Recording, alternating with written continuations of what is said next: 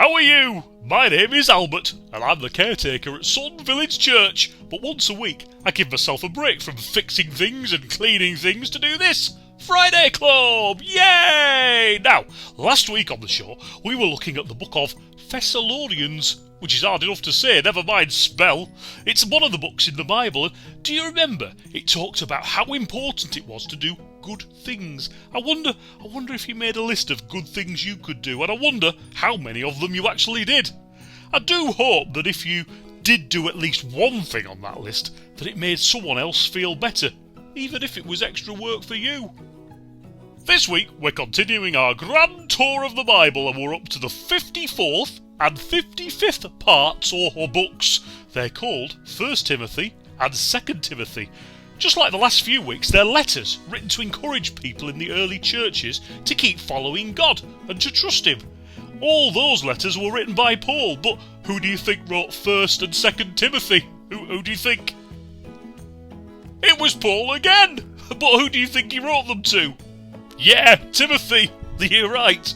Timothy was Paul's assistant when he travelled around, but at this point in his life, Paul was stuck in prison and needed to give Timothy some very clear instructions on how to help God look after the churches.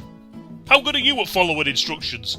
Do you fancy a quick game of Albert Says? What do you reckon? Remember, only do the things if Albert says!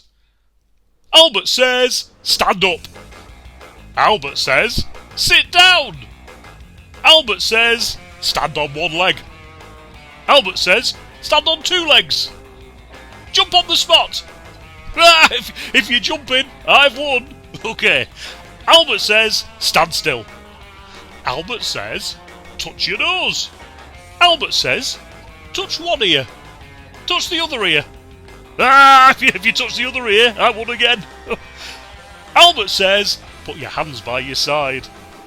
Albert says, wiggle your bum. Stop wiggling your bum. You should still be wiggling.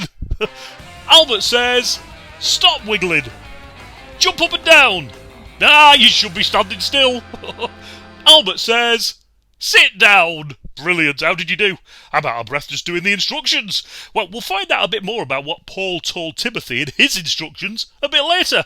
But right now, let's sing a song.